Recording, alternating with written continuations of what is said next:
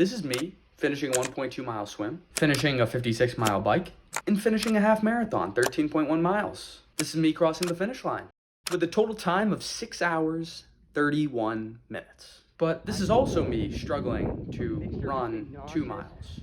Oh, and here's another one of me struggling to bike 10 miles. Here, I'll just run some footage and let you see for yourself. All right, it's a good place to stop for a second. Change of plans, my tire is literally flat. That does it for me. Yikes. I feel like trash. All right, I have no idea what I'm doing. I need to get lessons. That's what I need to do. This is ridiculous. All right, about a quarter of the way through. Feel like complete ass. Why is this getting any easier? Oh my God. How the hell? 13.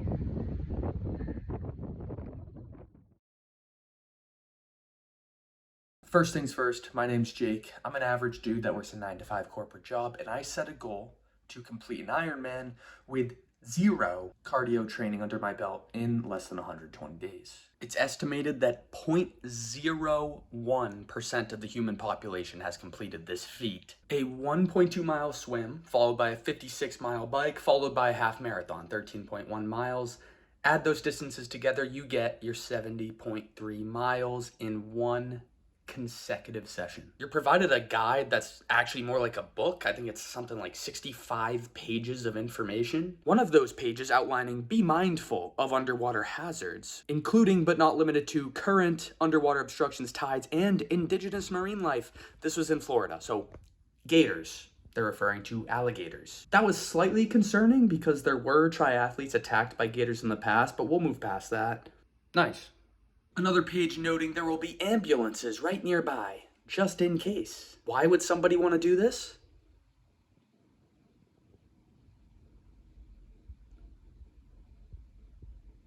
No, it will be fun, though. It will be fun. I'm going to go through the reasons why not just somebody would want to do it, but you will want to do it. It is very physically demanding and difficult, but at the end of the day, it's not your physical fitness that will stop you from finishing. It's your mental fitness, your mind. Let's be honest, if you're showing up to an Ironman, odds are you've trained enough to get through the race. Unless you're some psychopath that shows up and doing like a one-day challenge. But aside from that, your body can get it done. It's your mind telling you that you can't. Your mind will find an infinite amount of ways to try and take you off track, to try and stop you from accomplishing your goal of getting through this physically demanding race. I know just signing up for the race, looking up online and trying to find what should I wear for race day, what should I train in, what kinds of nutrition and what kinds of this and that should I have. I'm telling you, you don't need all that stuff. All you need is a shirt, shorts, and a nice pair of shoes so your feet don't hurt. Of course, there's gonna be some other things you need, like a biking helmet, like a swim cap, like goggles. But again, my point is you don't need to be thrown off course by these guides that are telling you the 10 best items to buy or the best tri-shoes to buy. Get your shirt, shorts, and shoes and get your ass out there. Just to prove how obnoxiously simple you can be. My go-to gym-going shirt? A white Hanes t-shirt? Yes, that's right. Without a doubt, the scariest part of this whole journey is opening up the training plan on day one. Like anything that's inherently anxiety-provoking on day one, so for example, a job interview, your first day at work, whatever that anxiety provoker is, when you open up this training plan, it's definitely scary and overwhelming. And that's what I did on day one. I was scrolling through and I looked at, I believe it was week 11 or week 13, and I saw a 60-mile bike followed by a 14-mile run and 2,000-yard swim. And I just thought, wow, this is not possible. No shot.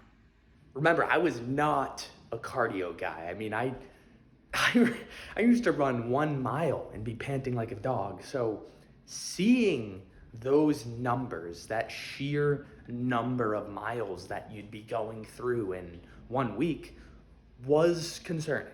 But when you actually dive into these daily workouts and start going through your routine and setting up that daily structure, you start to realize it's not too bad, because you're only taking it one day at a time. When you look 55 days in the future, or in my case, I looked to, day 100 and saw what amount of miles I would be putting in, I just think, I'm not there yet. It's okay. Let's take it day by day and see what happens. And then everything seems to fall into place. Everything gets a little bit easier. And I think because fear is a more motivating factor than the want or desire for something, if you suck at something, I promise you will not stop until you get better, because you don't want to be the guy drowning on race day, right? Or not being able to bike the full mileage, or failing on the run, which is you're so damn close. So you won't want to fail, and you'll make sure you don't fail. My biggest failure throughout this 70.3 mile race, which took about 6.5 hours, was most definitely nutrition. And it sounds stupid, like, oh, I was just talking about how strong your mind is. Like, why would you need to eat or drink? Like, that's just all in your head, right? Well, no, I promise you it's not. I'll tell you why it matters. Because I remember specifically at mile 2, which was a moment that I wanted to quit very badly. I look up this massive hill and nobody's running. This is during the run. Everybody's walking. And so I'm like, all right, I can do this. I start running, my hamstring starts cramping, so I freeze up. I can't really walk, I'm just dragging my leg along. I start feeling dehydrated and hungry, and everything just hits you all at once, right? When it rains, it pours. And so I walk. I continue to walk for the next 15 minutes. I get to an aid station, and they give me electrolytes, water, pretzels, chips. I was so relieved to see pretzels because they're my favorite snack. Eat all these things up. And all of a sudden, I get this push, this next wave of energy where I can keep going and I can keep running. And so I'm telling you right now, nutrition is crucial.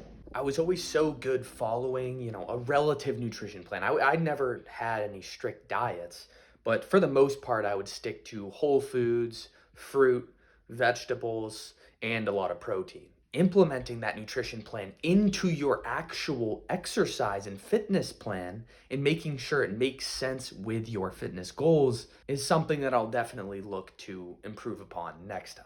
Here's the distribution of kind of what my macros looked like on a daily basis during training, as opposed to when I was weightlifting and trying to put on muscle every day. You're gonna burn a stupid amount of calories, and so you gotta eat a stupid amount of calories. That's just how it goes. Also, some of the recipes for each meal that I think are absolutely phenomenal, hit all the macro goals, and do not take much effort, also aren't very expensive either. These are gonna be your best friend, by the way. One of those reasons being it gives you a lot of structure and builds that discipline in your life. For example, I started to stretch each and every morning instead of, sit on my phone for 20 minutes before work. That would be my go-to.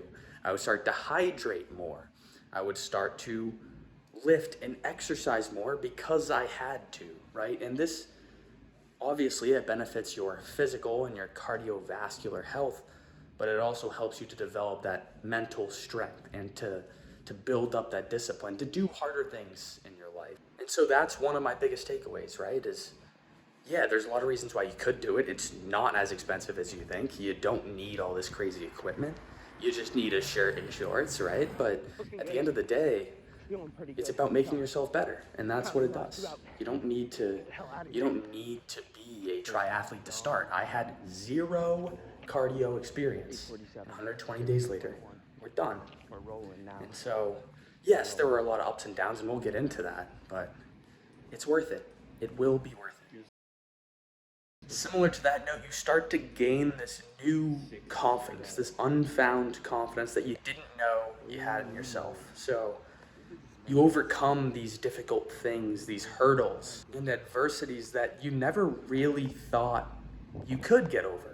It's crazy to think that just, 4 months ago now, I look back and I was getting up running 2 miles and breathing like a dog. Like, it seemed impossible to me, and now we're here. So you just gotta take it step by step. I have plenty of clips, rolling some of them now, of me just struggling. 1 mile in, I'm like, what is going on? I'm breathing so heavy. My heart's beating out of my chest. What do I do? I'm thirsty. All these things. My foot hurts. My hip hurts. My knee hurts. All these things will plague you and try to get in your way.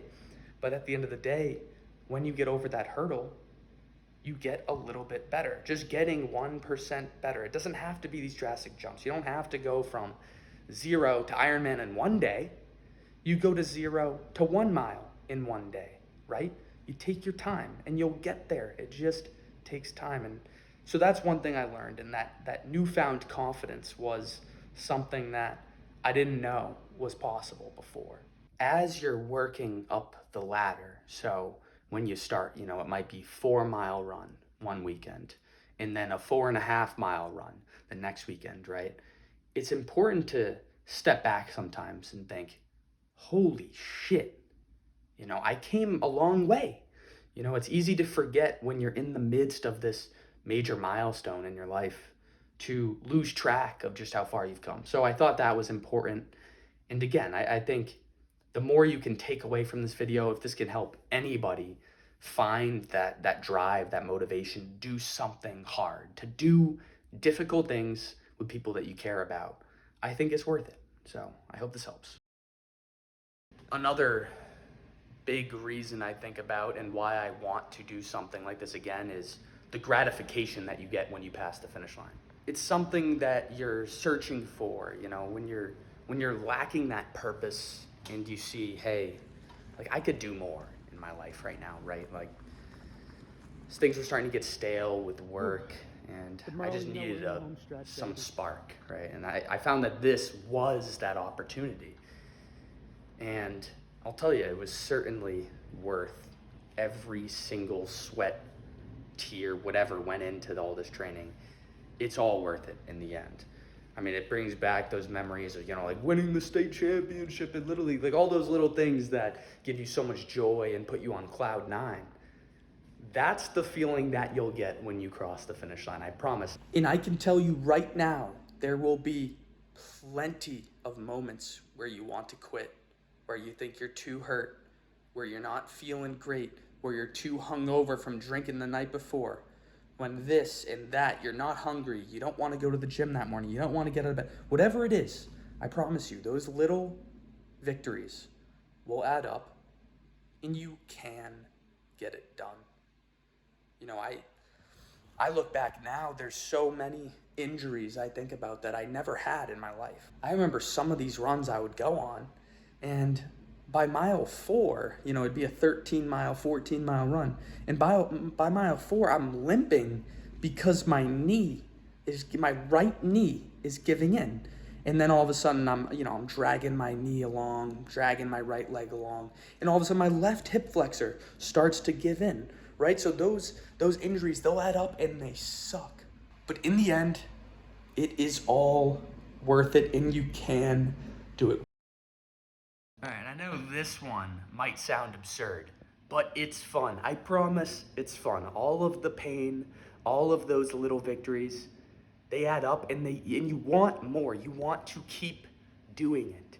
It's like this drug, they call it the race bug, right? Like you get one race done and you feel like you have to do another one to get that same high. And so you chase it. And instead of doing drugs, now you're running and improving your cardiovascular health, making good friends along the way.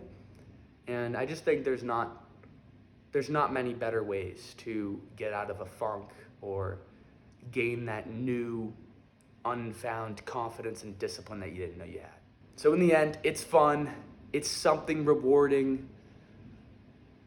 You'll love it. I promise.